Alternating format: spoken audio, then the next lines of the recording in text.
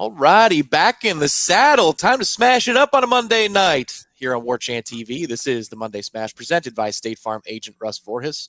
As always, presented by State Farm agent Russ Voorhis. Welcome one, welcome all to Warchant TV. He's Irish Raffel. My name is Tom Lang, and I believe this is our first live edition of 2025. Do I have that right, Ira? Happy New Year. I was just thinking the same thing, man. I was like, did I forget that we did one? But yeah, it feels like we haven't. Just schedules have been crazy, and then obviously taking a little time here and there. But yeah, no, it's glad to be back at it. Things are starting to ramp back up. If you love Florida State football, okay, you're going to get those morsels of information from the players themselves. Starting tomorrow, as there are newcomer interviews, a series of newcomer interviews over the next 4 weeks. Thomas Castellanos speaks to the media tomorrow at 2 p.m. You'll have that content right here shortly thereafter on Warchant TV. Squirrel White also available tomorrow, and Luke Pettibon, we'll learn that tomorrow, I suppose, but that's Florida State's new interior offensive lineman, likely the center on the 2025 Noles. So it begins. We're ramping things back up towards spring camp. We're going to talk a lot of football tonight, take your questions here. It's going to be a fun edition of the Monday Smash. And Ira, I do want to pick your brain on a couple of things, like Coach Henshaw's piece. You had another Q&A with Coach Henshaw that appeared on the site. But I'll let you drive to start 2025. Ira, what topic interests you the most right now?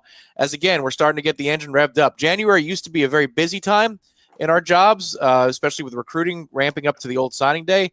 And now it kind of feels like it's the time to catch a breath. And now here we go, starting things as we're about to turn the page to February. So what say you?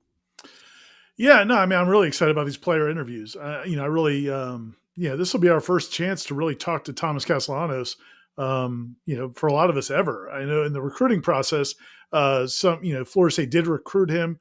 So Michael and some of the other recruiting writers, dealt with him a little bit coming out of high school before he ended up signing with UCF and then going to Boston College. We've covered him play. I've seen him play live a couple times, but it'll be cool to hear him talk. And, and I think I think we'll be able to get a gauge of what he thinks of his new team.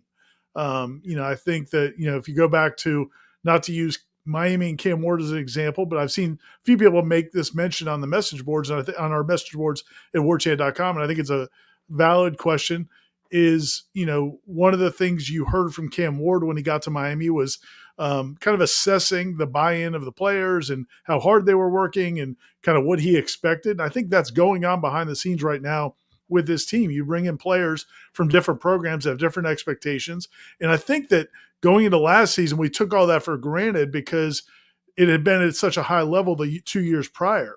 They brought in new players and they were high achievers. Jermaine Johnson came in and was a guy that practiced at a super high level. Jared Verse comes in, practices at a super high level. You brought in guys that were going to already compete at that level. Dylan Gibbons, going back to that earlier class. And, last year, I think we all took that as a given, and maybe we should not have. And so I'm curious to hear what these guys have to say about that because, they've already started working out with their new teammates. And again, it continues on Thursday. A lot of big names on Thursday this week, too. Heavy hitters for the expectations of what Florida State's going to be in 2025. Among those speaking on Thursday are linebackers Elijah Herring, Stephon Thompson, and, of course, edge rusher James Williams from Nebraska as well. So it doesn't just start and end tomorrow for this week. The defensive conversation, Ira, ramps up pretty heavily on Thursday. I like how they did that this week with offensive players, defensive players, and these are going to be some centerpieces. If Florida State's going to go somewhere this year, towards that 8-win plateau or more, these are going to be guys that are at the center of that discussion. So while Castellanos gets a lot of shine, and I'm looking forward, like you are, to the conversation tomorrow and hearing how he describes what he wants to accomplish, the things he's seeing in Florida State's meetings, the players-only stuff that they're doing on the side. Those defensive players are going to be critical, especially Stephon Thompson, because he's going to be translating Tony White's scheme to a lot of his teammates. Yeah, I think I'm really, really eager to hear from him and James Williams as also because I think they're going to be able to give us some insight into these new coaches. And that's something else that, I'm really looking forward to during these interview processes because so many of these guys have played for these new assistant coaches before. And so I think that's going to be fun, in terms of, what Tony White's teaching style is, what attracted, why does James Williams have this super tight relationship with, Coach Knighton, the new defensive line coach that, made it a no-brainer really for him to come from Nebraska to Florida State. And so I think it's going to be really informative. People obviously will have the videos up on warchant.com. We'll also have, notes during them live that Corey does, and we'll have plenty of stories coming throughout the week as well. Florida State's football schedule is released later tonight. Again, there's actually quite a bit going on, everybody. Link Jarrett speaks tomorrow, and you'll see that on Warchant TV as well. He's available at 10:30 tomorrow morning. A lot of things coming from a lot of directions, but Florida State's full football schedule will be released tonight, a little bit after 9 o'clock. I think, Ira, if this happens like the universities have done it the last few years in the ACC, once you get to about 9:01 or 9:02, they start to release their social media posts, and the email goes out from sports information to all the people covering the teams. It shouldn't be a long wait after the stroke of 9 o'clock tonight for Florida State to see what the back half of their schedule looks like. And we do have a graphic put together from last week where pretty much the first half is now known because of where Florida State opens up an ACC play on the road at Virginia on a Friday night in late September. Miami's ACC opener is playing Florida State. So Florida State got 2 bits of information on Friday of last week. And there it is. The second half of the schedule is what needs to be meted out. There's a bye week, roadies to places like Stanford and NC State, home games with Wake Forest and Pitt and Virginia Tech. Of course, the Clemson game is floating out there as well. Just any thoughts you have, Ira, on the schedule so far and things that maybe you're hoping for or expecting to see later tonight? Yeah, and we also obviously we all know the Florida game. So that's 6 games, 6 of the 12 games that we already know, and we already know one of the bye weeks. So we actually know kind of at least half of the schedule.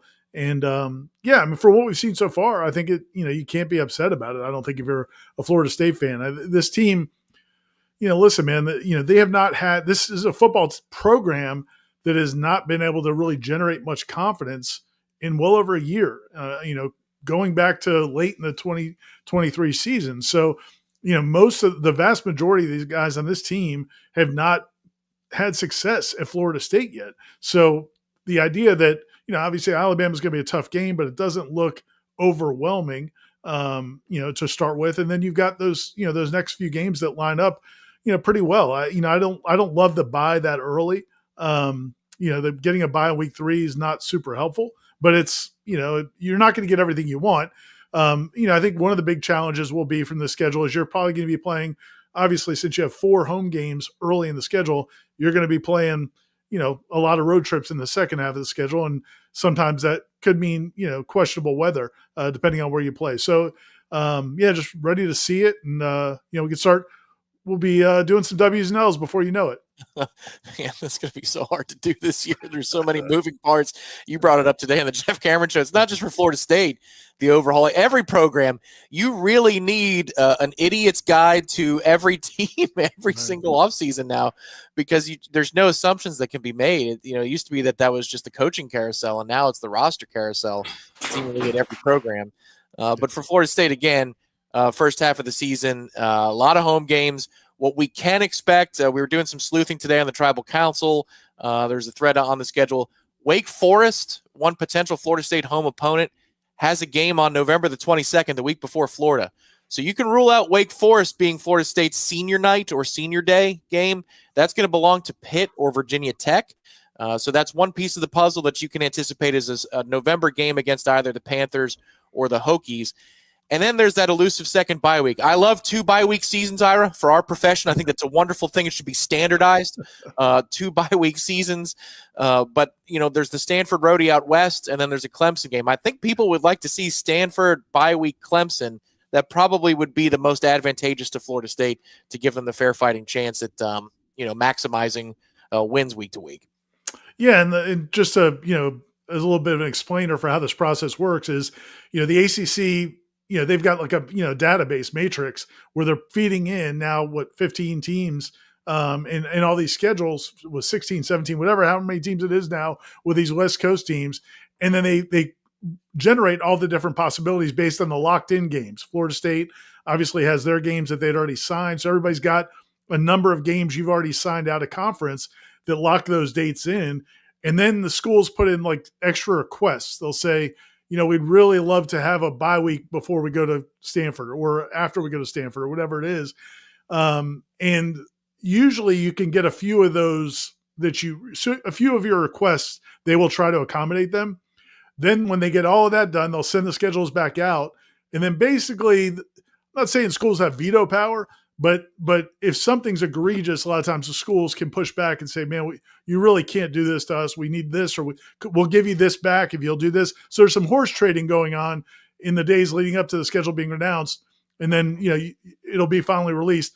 Rarely, you never get everything you want, but some years it's better than others. And, again, based on what we know so far, it seems like it's going to be pretty favorable. Legendary stories in years gone by of Jimbo Fisher on the phone with the league office. None of them are verified, but I've heard some whoppers. I know I'm sure you have as well, Ira, about expressing displeasure with the ACC office and how they scheduled things. Well, remember back in the day, they would have the 5-day turnarounds. You'd have to play a Saturday and then a Thursday on the road. And it's like, well, what are we doing here? Like, this can't, and so, hopefully there's none of that. There's, Florida State's already playing a Friday game at Virginia. And, it seems like they've gotten a little smarter about how they handle some of the off night games. Boy, man, short week NC State, short week Boston College. I remember those years. That's when the team was good, and the Jimbo did have some clout, and they still said, screw you.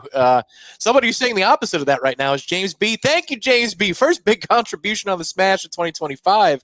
We really appreciate it. Hope he said he got 7 inches of snow out in Pensacola Beach last week. He says, hey, fellas, excited for the Smash tonight. My question is, does FSU have a quarterback problem, or are we always going to rely on the portal? Or how are we going to attract top high school quarterbacks again? You want to take the floor on that one, Art? Yeah, I think he's referencing, obviously, Brady Smigel, the quarterback commit for 2026 that just backed out his commitment. Luke Kromenhoek, bailed in December. You had another quarterback commit for 2025 who left, and then you end up replacing him. So, there's been some upheaval there. Whether it's a quarterback problem, I don't know. I think it more speaks to a change, and you change offensive systems, and this is what's going to happen. And, fair or not, some people, believe that, Florida State will throw the ball plenty in Gus Malzahn's offense. The problem is there's a perception out there, and every school that visits these quarterbacks is going to tell them, hey, man, you're not going to be developed to be an NFL quarterback in that offense. So it's going to be up to Florida State and, Gus Malzahn to change that narrative. But until then, that's going to be an issue. But you can't have everything. And I think when you look at where Florida State was coming out of 2-10, the idea of pairing Gus Malzahn with somebody like Thomas Castellanos gives you a chance to get to decent much quicker than, because of all the other things that go into it, in terms of the offensive line, the receivers, and everything else. Gives you a chance to get back to competitive and decent, maybe good, quicker than if you had just said, you know what, we're going to ride with Luke Kromenhoek and Mike Norvell's offense and just try to get better players around them. To me, we'll see how it plays out. But I think once you made the decision to go with Gus Malzahn and bring in Castellanos, which seems like that was part of the deal of them all coming together, I feel like this was bound to happen. Personally, I don't know about you. No, I agree. I think you're just looking at a different type of quarterback now. One thing when Michael and I recorded a video for the channel, I brought up, if you think that Gus's offense and Mike's offense are very similar, this Smigel decommitment, throws a little bit of reality in out there, which is it's not the same. Brady thought he was going to come in. There were going to be some pro style concepts. Sure, they want to run the ball, and sure, some of the plays are similar, but this is a different offense that Gus wants to run. And so you're going to be looking at different type of prospects. And Matt Lasser's in the chat right now. He said Brady's a little different. He didn't commit to Gus as a play caller. Yeah, different philosophies. So I don't know. It's too early to say if you've got a quarterback problem. It's just that you're looking for a different type of quarterback fundamentally. I think that's – yeah. And I don't know that that's a bad thing. Again, I go back to what is the college coach's job to do? And this is philosophical, right? Jimbo Fisher took great pride in the idea that he was developing NFL quarterbacks, because if he had, when he had that run of first round picks, Jamarcus Russell and Christian Ponder and EJ Manuel and Jameis Winston, and he wanted to be known as the guy that puts first round picks in the NFL, because then that helps you in recruiting. Why wouldn't quarterbacks want to come play for you? Well, then, but that didn't really bear fruit. I mean, after Jameis, Florida State, look at the quarterbacks they signed after that, and there's not a bunch of NFL guys. So, and I always thought at the time, I mean, that's awesome to do that, but that's not really your job. Your job is to win college football games.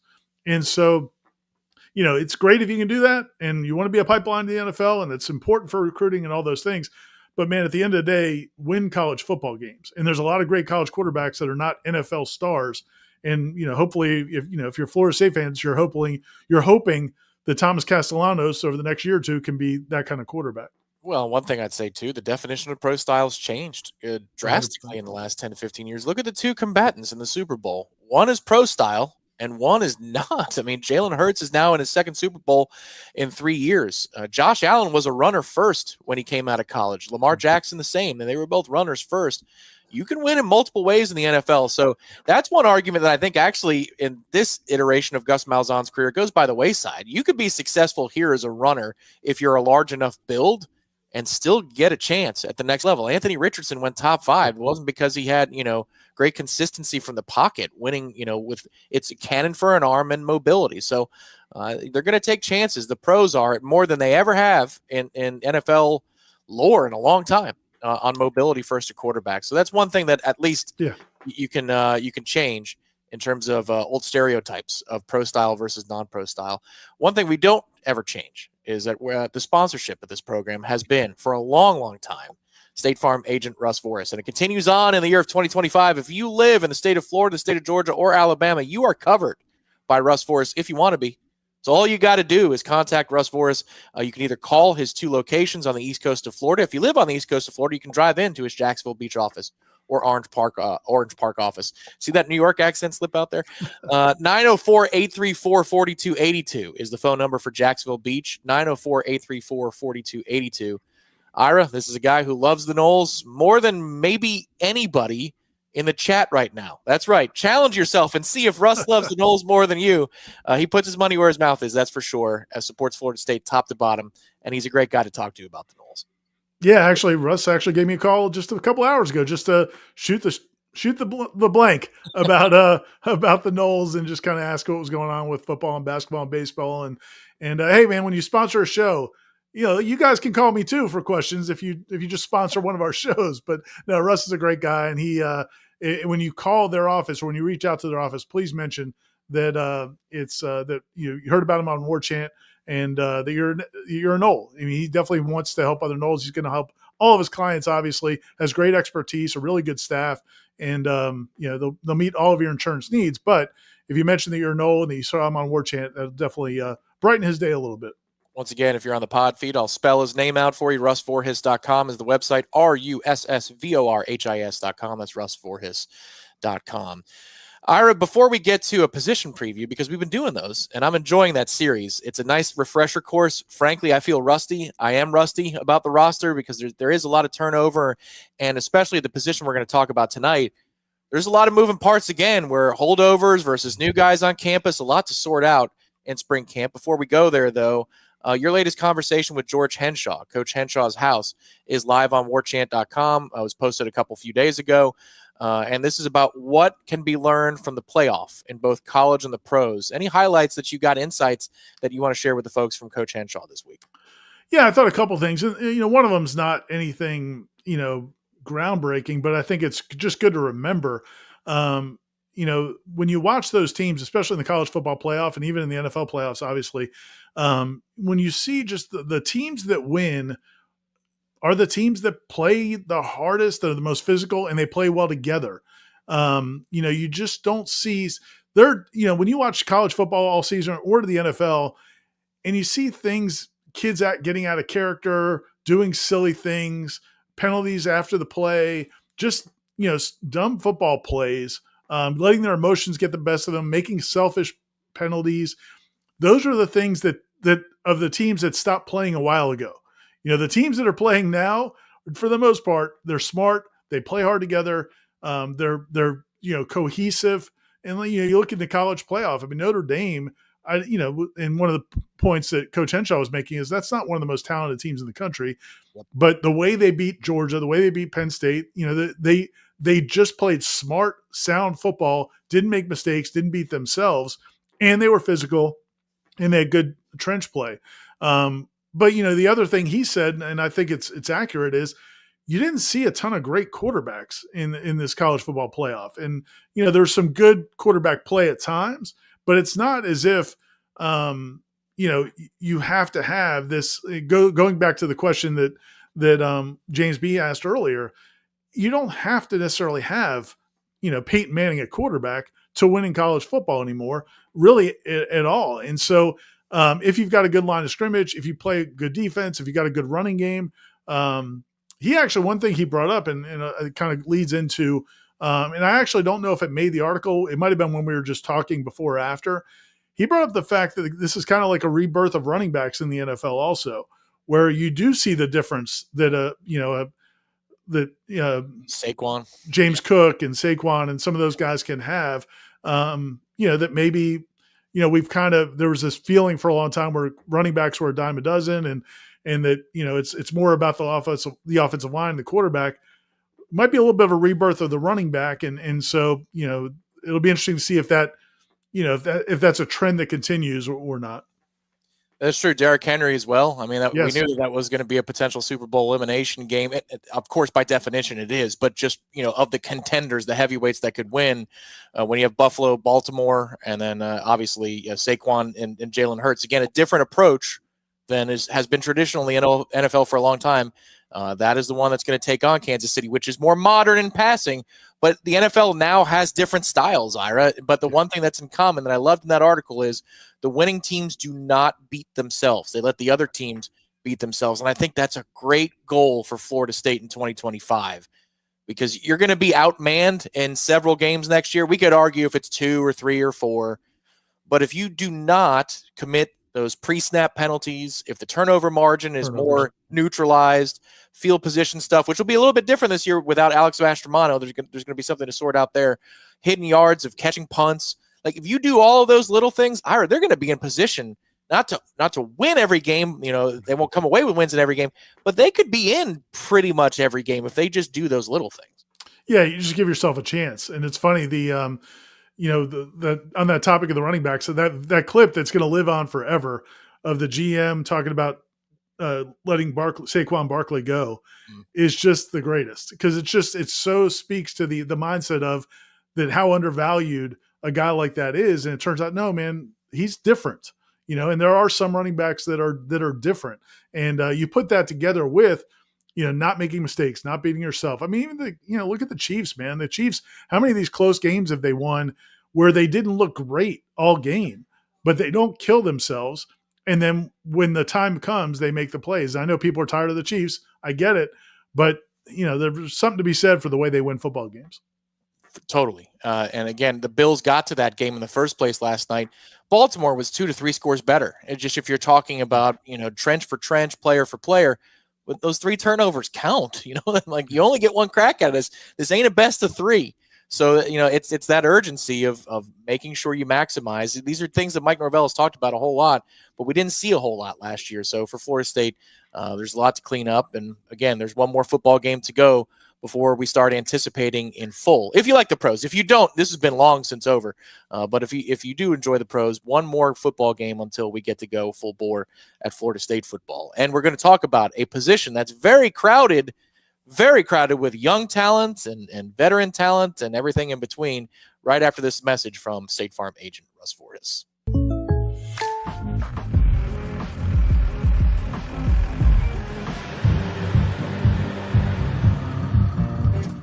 Contact Russ Voris for an auto quote today.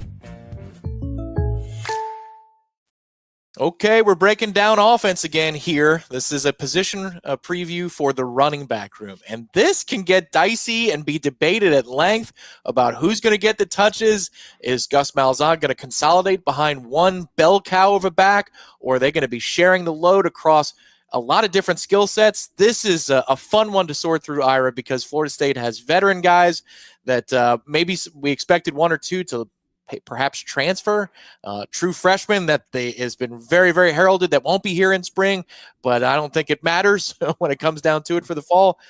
How did you sort through this when you put together the piece on the way too early depth chart for the running backs? Yeah, I mean, I think the thing you said at the beginning there is really the key to it. I think Gus Malzahn, if you look at him in his track record, he does usually identify that lead that lead running back, and they're going to ride that guy and let him get into a rhythm. And, there's nothing wrong with carrying the ball 25, 27 times a game. And, there's that's the way teams used to operate. Then you've kind of gone to a time where a lot of running backs and, obviously their families and everyone else talks about the tread on their tires, and you don't want to run a running back into the ground the way maybe a Nick Saban did at times at Alabama, where his backs looked so great in college, but then couldn't really do much in the NFL. And that's a concern. You want to keep that in mind. But man, if there's a clear delineation between your top running back and maybe your top two running backs and everybody else, you don't have to just keep everybody happy. And I think that's where Florida State's been the last few years. I really feel like, David Johnson, Florida State's running backs coach, really loves his guys. And I think he believes in his guys. And Mike Norvell, we know how much he believes in his players. And I think they would like to give all those guys touches. I think that's going to be the biggest change we see this year. I really think it's going to be one guy, and this is, from things I'm hearing around the program, there's going to be a guy who when they win the job, they're going to be carrying the load. And then you'll get into situations where maybe you need to go with a different back because of their skill set in different situations. But for the most part, you're going to have a lead guy.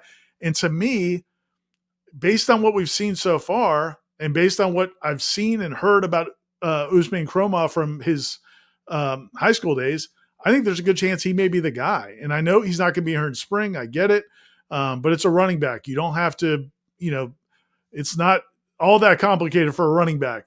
And so if he fits in this offense, which I think Gus Malzahn is very excited about having him, I think he could be the guy. But as you said, man, they've got a lot of other options. I just don't know how dynamic the other every down back type guys appear to be. And we just didn't see a ton of dynamic plays from Cam, Roydell, Keziah Holmes. I mean, you got some home run hitters in the young guys, but to me, I think Kromah is going to end up being the guy. Yeah, I'll go through these in little packets here, but we'll start with the veterans in Keziah Holmes, Roydell Williams.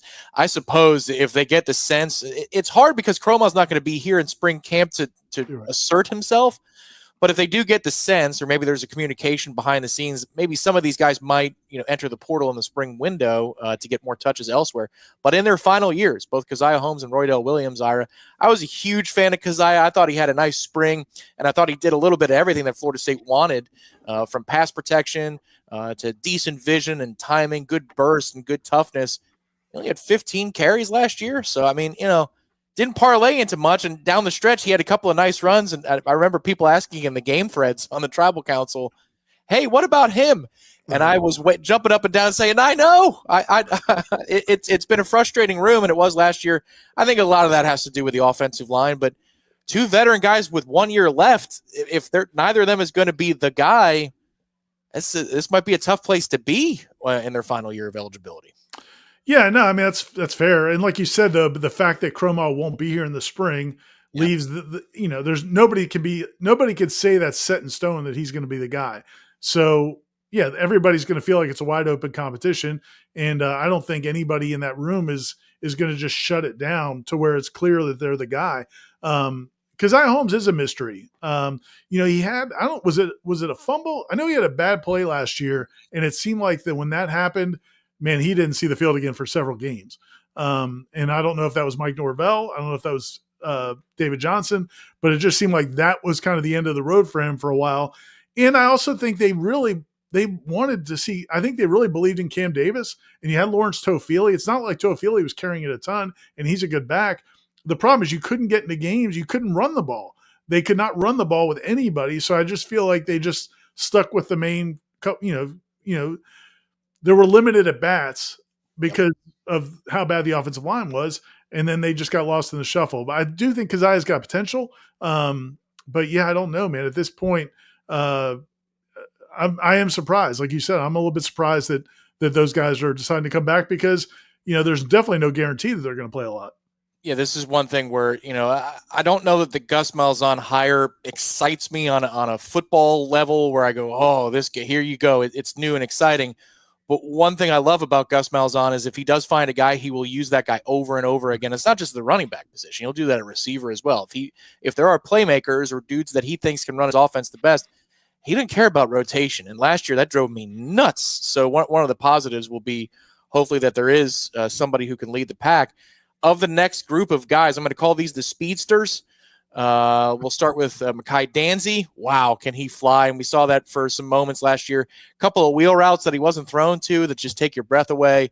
Sam Singleton. And then Jalen Lucas, who looked like he was going to be not just fast, but also gritty, tough, could break some tackles, and it just ended all too soon.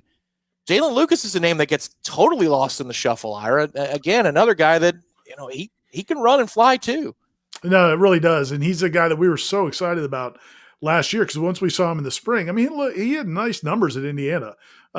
He, not just as a return guy, he's known as a return guy because he had the long kickoff returns for touchdowns, but he also was a really good running back and a really good pass catcher.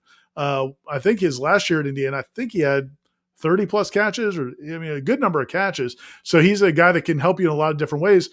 And we loved what we saw him in the spring and then preseason camp. And then the first game, Mike Norvell basically made it sound like he kind of forgot about him, wasn't making a point to get him in the game. And then in the second game, he ends up getting hurt. So we didn't get to see it. Unfortunately, he's coming back from a knee injury. So, we'll have to see what he looks like this spring. If he's able to do anything until the summer, we'll see how that plays out. But yeah, he's a really nice weapon. And Mekhi Danzy, man, if, anybody that's been fortunate enough to see him in practice, and we saw glimpses in games, but if you saw him in practice, I mean, it is electric. And what you saw in those games is his speed is not normal football speed. Like, there are fast football guys, and then there's legit track speed. And that's what he has. I mean, he's going to be running track for FSU's track team.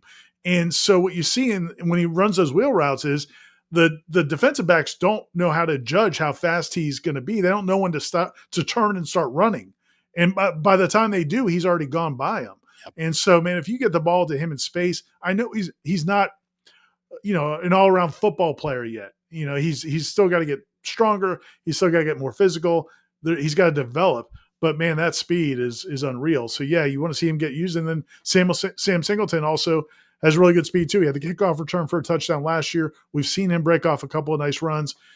He's another guy that will be interesting in a new offense with a new offensive coordinator. Maybe he hits a different level than we've seen so far. And then the last two guys, we've talked about them already, but Cam Davis, more of a battering ram type. There were a couple of runs last year. I remember one might have been Cal, might have been Memphis. He moved the pile 4 or 5 yards after, in one of those ACC specials where the referees just let it keep going.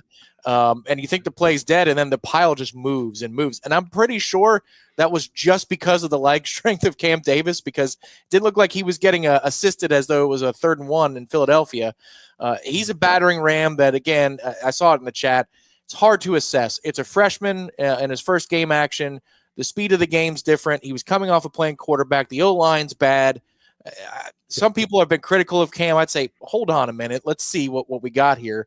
225 already as a sophomore. And then Chroma, who has a bit of a different, awkward running style, but is explosive, sees angles that guys don't. I guess if you're handicapping this, Ira, I'm looking at the chart that you have on the page here on warchant.com, the article. But these two guys might be the top 2 when it all comes down to it in the fall. Yeah, I think they could, and you can't. It's a good point about Cam Davis because it was a ridiculous situation. Not only is he running behind a bad offensive line, but he's also, got quarterbacks shuffling constantly. The whole offense is just dysfunctional. I mean, it's an all-time terrible offense. It's not like, again, we all like Lawrence Toafili. It's not like he was putting up great numbers in that running game either. The thing that concerned you a little bit with Cam was he didn't seem to show much vision once he got past the line of scrimmage. And so I don't know if that's because in high school he was able to run those dudes over, which is very possible. At his size, I can't imagine there were a lot of linebackers or DBs that were fired up to see him at the second level. So that might have been a new experience for him, and he might have thought, this is how he runs. He's going to have to learn to obviously, use better angles, use better vision. We'll see how that develops. But they were real excited about him coming into last season. That's why he got all the action. That's why he was on the field in the season opener as early as he was. So, we shouldn't shut the book on him at all. As far as Chroma goes, though, and I did a story on the website a couple weeks ago. People can still find it at warchant.com. If you go under football news, you can read the old headlines. But I did a story looking at how quickly running backs assimilate to college football, the really good ones. And I look back to basically the top 20 running backs in FSU history, which I'm not saying that Cromwell is going to end up there, but we'll see. But the top 20 running backs in FSU history going down the whole list. And it's not all just work done and Dalvin Cook. It's all the way down to guys that, had good solid careers, but were not necessarily first round NFL draft picks. They all played well and produced as freshmen, almost without exception, unless there was another superstar ahead of them on the depth chart. Those were the times where you didn't really see it. But for the most part, if a guy comes in and he's a naturally gifted running back and he's going to be a really elite running back, you'll see it their first year. And so I think he's going to be in the mix. I think he may end up winning the job during the course of the season. Talking to people, again, anybody can watch his huddle, and I encourage you to do it. He had some runs last year. I think there was a run against either Coffee County or Colquitt County last year in Georgia, which is, two of the best programs in the state, where it doesn't make any sense. It doesn't make any sense how he fights through as many tackles as he does. And then once he gets in the open field, he is just gone. I was talking to somebody who is very close to high school football in South Georgia, and he described him as a force of nature. And so, man, I'm super high on Cromwell. And, so again, I think he's going to end up being the guy, whether or not that's against Alabama or maybe after those early couple of games against East Texas A&M and Kent State. We'll see, but I think he's going to end up being the guy. That's a good point. Having those 2 games early in the schedule allows you to cut your teeth if you're a young player, to ramp up for the Virginia game on the road, to ramp up for Miami. Sometimes the schedule out the gate is a little bit tougher. Or you don't get back-to-back opportunities like that. Also, the early bye week will be beneficial for younger players because it gives them a chance to reset. Okay, guys, here's the speed of how it looked against Alabama, and you can see there's a bit of a difference. Breathe, collect yourself. Let's get into Kent State. It should be okay there. It is. If you're going to be a young player like Cromwell, that actually is fairly beneficial. If you want to, when you think about it, last year Cam Davis never had that luxury because they were underwater from the week 1 on. Once you lost that Georgia Tech game and then you lose at home to Boston College, man, there's not a lot of time to develop young players at that point. They're just trying to figure out how to keep this team's head above water, which obviously they couldn't do, but that was not conducive probably to the youngest players. And maybe that could have been, again, you didn't have a chance to work in the Elijah Moores and the, some of those young skill players because, the team was just in disarray. Is total disaster. I mean, you have 1 possession quarters because the defense not getting off the field.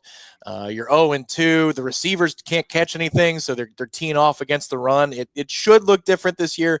We'll see if it does. Calling all members of warchant.com. If you're already a member, we've got a little benefit for you. If you haven't upgraded to the ad-free Warchant Gold level, it is an ad-free experience that gives you a couple of awesome benefits beyond access to things like the Renegade Room, a forum that has its own dedicated video features and Q&As available for Warchant Gold subscribers. It's a lot of fun on the Renegade Room, and it's ramping up even more right now. You get monetary benefits, everybody. You get a $20 gift code to Garnet and Gold just for signing up and upgrading. Warchant will send you the $20 gift code for your Garnet and Gold purchase. And instead of the 10% discount that you get off of all Garnet and Gold purchases for the life of your subscription, you now get 15%, a bonus 5%, 2 ways that it literally pays you to upgrade to Warchant Gold. So if you're a member already, sign up today. If you're not, feel free to join us at warchant.com and upgrade all the way to the ad-free /Warchant Gold tier. And you'll be joining us on the Renegade Room where there's a lot of extra coverage. Go ahead. Yeah, and I was just going to say, the cool thing about that is it's not like Gene was very deliberate with that deal. It's basically trying to offset what it would cost you to go to the ad-free experience.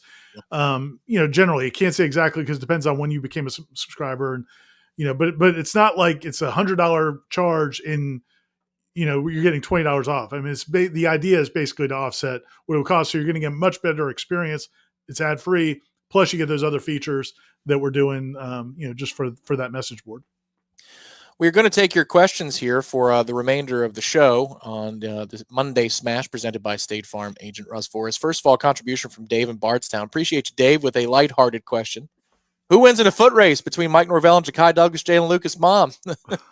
That's a good question. I don't know if I've seen her in person, but I'm guessing she's got wheels because those 2 dudes do.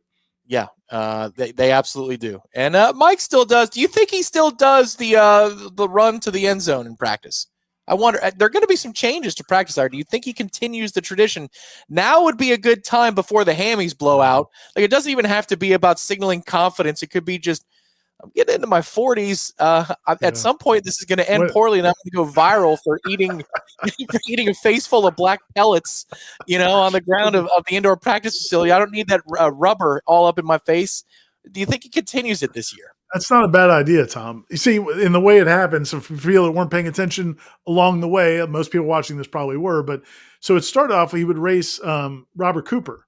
So he's racing a 330 pound, 360 pound, whatever Coop was running at that point, defensive tackle. And it was just like a fun thing that they started doing together. And then it became like a bunch of other players a bunch of other defensive linemen joined it. And then when Coop left, they kept doing it because the players were doing it and he was doing it. And then last year, what you realize is when you're 1-4 or 2-7, it's not as much fun that the little foot race before practice. It's it kind of lost some of the luster, and it becomes almost like a punchline. Like, why are you still doing this? So, good question. It would not be a bad idea for Mike Norvell to stop it. But I haven't heard that that's what's going to happen. We'll see. All right. Well, we'll keep an eye on that. We won't know until the first day of spring practice. That's coming soon, sooner than you think, probably in the next 6 weeks. We don't have a date for that yet, but as soon as we do, we'll report it at Warchant. Brett asks, what is the plan for getting to 105 scholarships? Yeah, it's a new era. Now, that wouldn't kick in, Ira, until ratification of the House settlement in July, or are they starting to think about that early? There's no leeway, right? It would start in the summer. Do I have that right? Yeah, so the judge is supposed to give final approval on the House settlement in April. If it happens, all this would go into effect for this next season. I think the way Florida State's playing it is they're going to, normally you would have 85 scholarship players and then another 20, 30 non-scholarship walk-ons. I think their plan is basically to have, the similar number of players that they've had in the past. And then it's just going to be determined, but basically it's going to be a lot of those walk-ons will be walk-ons if they don't go to 105, and if they do go to 105, I think several of those guys are going to end up being placed on scholarship. A lot of those guys, Florida State really has done a good job. Again, it's hard to compliment a lot of things that they've done from a roster standpoint after 2-10, but I do think they've done a good job of really recruiting the walk-ons. There are very few walk-ons at Florida State that went to the walk-on tryout and just impressed them and earned a spot.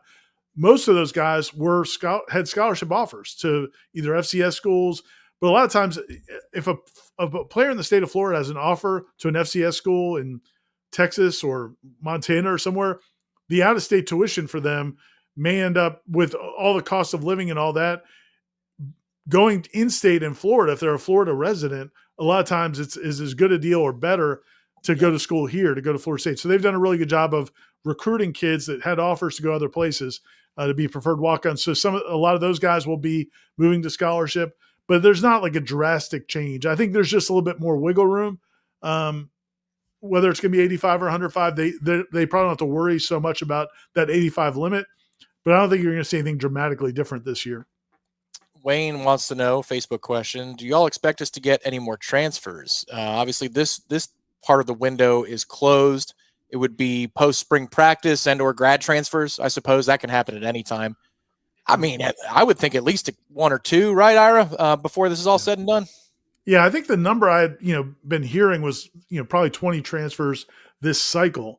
And I think they're around 17. I have to double check, but I think it's about 17. So, yeah, I think that I wouldn't be surprised. I would be surprised if they didn't take a couple more, but probably not more than 2 or 3, you would think, unless something just fell in their lap. And I think, a couple of positions, I think, people would still like to see maybe another defensive end, maybe another safety. I doubt, unless an offensive lineman maybe pops in that they can't say no to. They did obviously recruit a running back who was a very successful running back at Utah State. If there's something else like that maybe out there, but I think for the 95% of it, it's already done.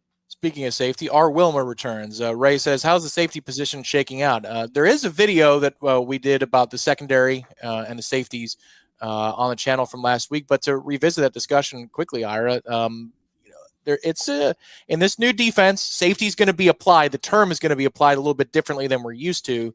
Right. But there's some proving to be done, and Florida State could dip into the portal if it doesn't work out for some of the young guys. We all know the cast of characters. Shaheem Brown is the veteran that returns, but I guess you can call Ashlyn Barker a veteran now, and Conrad Hussey is now closing in on veteran status, and KJ Kirkland, there's more. Yeah, KJ Kirkland started a lot of games last year.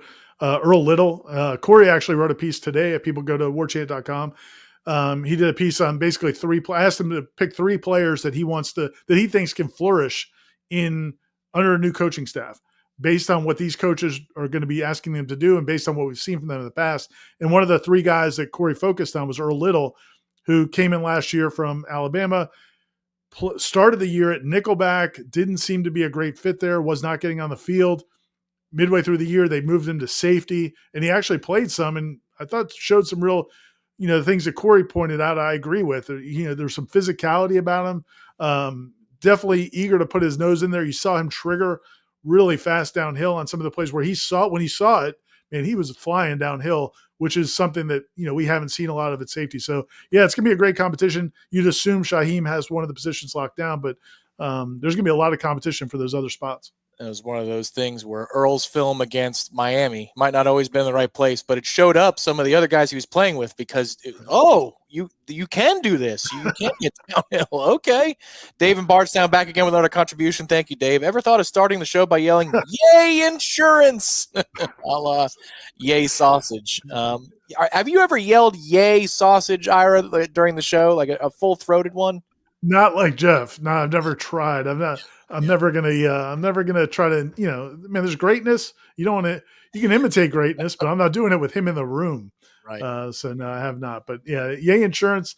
We've joked about yay braces with Dr. Birch as well. I think yay sausage is really just kind of perfect for what we're doing there. So if you're not going to mess with greatness, I guess no hour number 2s from you. No, goodness. Okay. Yeah, that's Corey's baby. Understood. Wes in the Villages. Yo, Tom and Ira. Yo, Wes. Are y'all doing a standalone video of the schedule or just talking about it on a regular shows? Keep up the great work, go Noles. Yes, Wes, you can expect a video tonight in the 9 o'clock hour. Man, did you ask Todd to send us this question, Tom? I did not, because he used the term standalone, which I find very, very appropriate. Well done to call it a standalone. That's something that we do call it behind the scenes. But it is a wonderful promo question because he is the promo master on the post-game call-in show. So, Wes, yes, there will be a video in the 9 p.m. hour tonight breaking down the schedule. Be on the lookout for that on Warchant TV. And subscribe to the channel if you haven't yet. I got to do my spiel now. You give me a chance. Subscribe is absolutely free, and it puts Warchant TV content on your home screen of your YouTube app or when you go to YouTube on your computer. So feel free to do that as you hit the like button. Brett asks, how many folks are we going to sign next Wednesday? I can think of 2 off the top of my head, but it might be as many as 3 if they get an edge rusher. Is that right? Yeah, it sounds right. And yeah, the 2 for sure. In fact, Florida State's not even going to do a signing day event because it's just going to be limited. So the way the world changed, from back in the day when that first Wednesday in February, or it was just such a big deal. Now it's it's kind of an afterthought. But they do, they've got the 2 offensive linemen. Both are offensive linemen, right? That they've signed. Chaston Brown and then Cromartie Jr. Cromartie Jr. Right? Yeah. And then maybe Zahir Mathis. Okay. Yes, Zahir Mathis is the defensive end. I missed those first Wednesdays in February. They really felt like a holiday. I know they were nuts and they stressed us all out, but I kind of miss that stress, Ira. I got to be honest. I know the fans miss it. I mean, it was like Christmas Day. And you think about ESPN, they do the wall-to-wall coverage where they, and we're not ESPN fans right now, but in general, they would have, reporters at all the different sites and in the war rooms. And we used to be fighting to get access into the war room, and Jimbo would come out. Coach Bowden would do it, and then Jimbo would do it. They'd come out and do a midday interview around 1 o'clock with all the reporters, and then come back and have the press conference later. Then that night they would have the signing day party out at the car museum. The coaches, and then back in the day, when we first started, Gene would do the DVDs. He put out the DVDs with the highlights because everybody didn't have access to huddle film. Yep. So Gene would put together the DVD of all the recruits, and people, we sold a ton of those. And when we were at the Osceola, we would do a publication to go with it, like a joint publication with the. It was like you said, man. It was a lot of work, but it was a lot of fun back then. I'm sure. Well, the publications you work for, Ira, some of them, I'm sure the stress had to be absurd. For us, when we were doing ESPN radio days, it was like, all right, well, once you sign off, you sign off. There's not much you can do more after that, except go to the coaches party. But yeah, it was good kind of stress. I remember I worked at a different place years ago, and my job was to be on TweetDeck. Well, I would be on TweetDeck and then wait for Florida State announcements and then change statuses of players. Like that was, man, you get butterflies on those days. Not to be anymore. Panama Jack asks, how many former Noles played with the Philadelphia Eagles? Is it 2, Josh Sweat and Johnny Wilson? Well, yes, Panama Jack, you were correct. You've asked the question and you have answered it. There are 2 Noles on Kansas City's roster right now. Derek Noddy and Fabian Lovett is also on that roster. I double-checked Florida State's graphics because Florida State does put those graphics out before each game, and they did one for a Super Bowl preview. So 4 Noles in all are represented in the Super Bowl, and 2 defensive linemen. Actually, 3 defensive linemen between the 2 teams, Ira. Not bad. Yeah, I heard you guys talking about Josh Sweat today on the JCS, and I was thinking back to that pro day. I'll never forget his pro day because Josh Sweat, man, people don't remember. In the what could have been kind of stories, Josh Sweat, if he didn't blow out his knee in high school, is an all-time what could have been because he was unbelievable in high school. Blows out his knee, comes to Florida State. There were questions about like whether or not he was going to be able to play or if it might be. I mean, it was a catastrophic knee injury. And then he played with that brace the whole time he's at Florida State. He would not take it off. He I think it got smaller over time, but he just never felt comfortable, even though the knee had been repaired. Then when we get to pro day, Corey and I were out there at pro day, and I'm sure everybody else was too, but Corey's who I was standing with, and we saw him running drills without his brace on. And we started talking to his agent, and his agent's like, yeah, he goes, I basically told him, listen, man, they don't want to watch you run with a brace on. If you're gonna be an NFL player, they need to see it without the brace. And he took it off and put up big numbers, and the rest is history. I don't know how many years later is this that he's still in the NFL. It's amazing. It's a long career. He was an interesting interview too. I remember one of the media days that Jimbo had, and the question came up. I didn't ask him this question. It might have been you, Ira. What would you do if it wasn't football? And he said, I'd be a history teacher. And then he went on for about 3-4 minutes, which is a long time in those settings, about love of history and his father. He grew to love teachers. Like a very interesting answer. He also used to he made computers. He would build his own computers when he was in high school and then in college. That was one of his hobbies, is building computers. Yeah, really Renaissance man, that Josh Sweat. He was, and he still is now. He's got Downy commercials too in the NFL, so maybe we'll see if he's got one for the Super Bowl itself. Nopo Tall asks, as we're closing out tonight's program, last few questions, can NIL money tear up a locker room? I know when I was their age, I'd be showing off my dough. Oh, it can. This is another reason. Coaches already are paranoid creatures by nature, I think, especially at this level of football.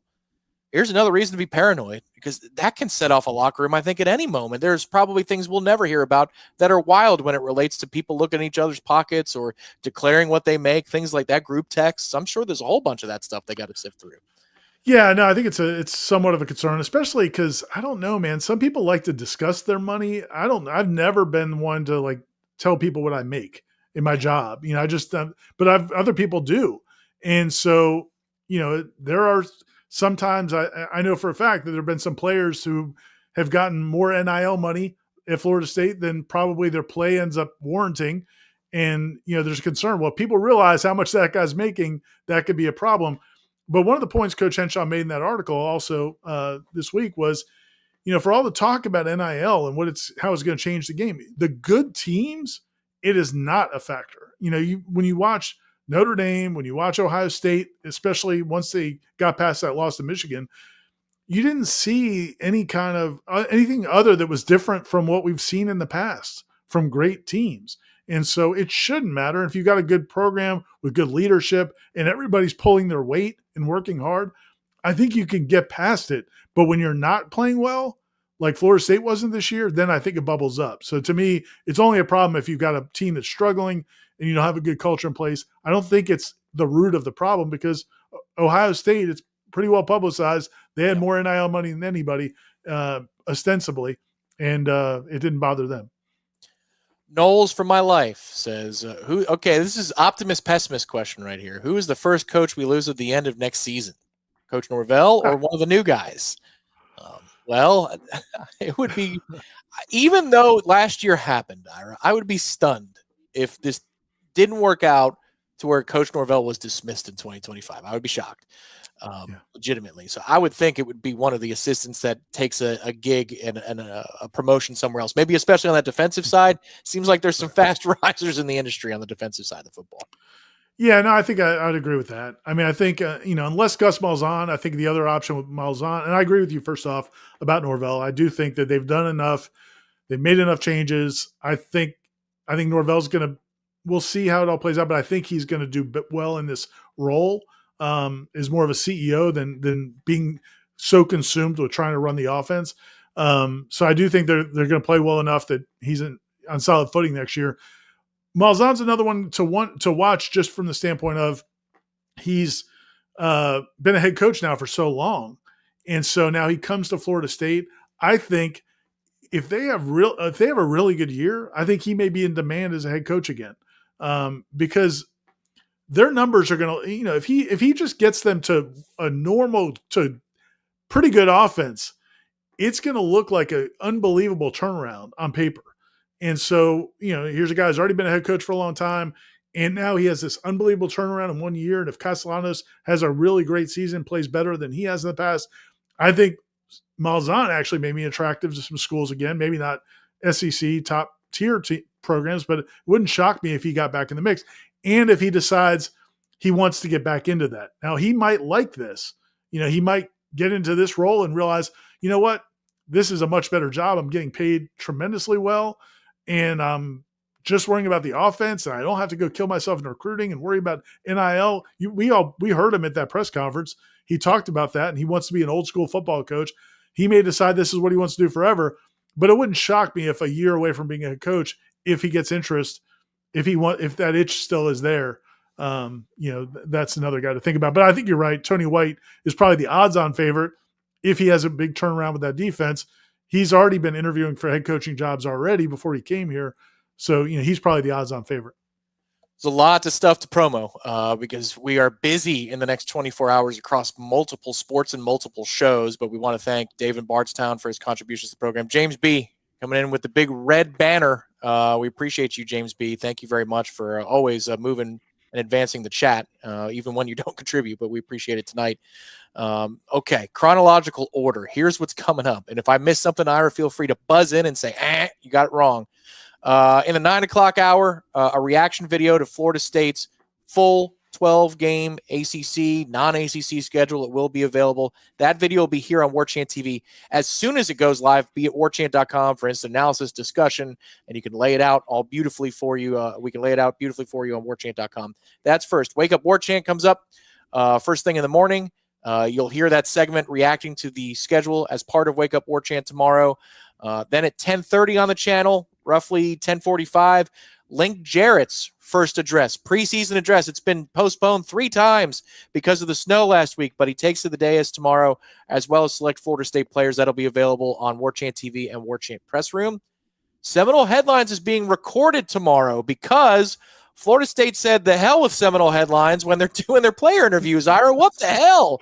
On Tuesdays, no respect. Rodney Dangerfield. 2 p.m. the next 4 Tuesdays for player interviews, newcomer interviews for Florida State. So Seminole Headlines is going to be taped for the foreseeable future here. That's going to be available just a couple of hours early. We're going to tape it tomorrow morning before we go to those football interviews. So it's not going to be dated. It'll just be a couple hours before. Correct. It'll be released on the channel in the lunchtime hour, followed by newcomer interviews. Newcomer interviews tomorrow at 2 o'clock hour. It'll be available on Warchant TV. And then the bonus hour, the JCS, will be available at 3 o'clock. So a lot to come, Ira. And anything you'd like to promo? I was going to say on Wednesday also, Lonnie Alameda is going to be speaking as well with some players. So we'll be over there doing some softball covers because their season's about to ramp up as well. And then Men's basketball plays Wednesday night. And we're, this next month, man, people go to warchant.com, start a free subscription, or was a $1 trial. Start your trial membership, and there's tons of coverage from all these sports. The videos are awesome. Stay here, stay locked in with us on Warchant TV. But there's a website with all kinds of content that'll be coming as well. Fan Day, I believe, is Saturday for softball. Then there's a tournament followed by the Clearwater tournament where they're going to be on TV several times. I saw that announcement came out today. A couple of nationally televised games down in the St. Pete Clearwater Invitational. That's just a bike ride away from where I grew up on Sunset Point Road in Clearwater. So a lot of coverage coming for softball. And yeah, baseball, man. It is 2 weeks from Friday. Where did the time go? Well, we know where we're going next, which is to cover the schedule news. That happens in just about an hour, so stay tuned to warchant.com and Warchant TV for reaction on Florida State's full schedule. We'll get to see where that second bye week is and give you all the lowdown on that. And make sure to hit the subscribe button underneath the video. It's absolutely free at Warchant TV and just $1 more than free over at warchant.com. Our thanks to Ben Spicer behind the scenes tonight. Thanks to Russ Voorhis, as always, for sponsoring the Monday Smash. For Ira, I'm Tom. We will talk to you all next time. Have a good night. See you next time here on Warchant TV.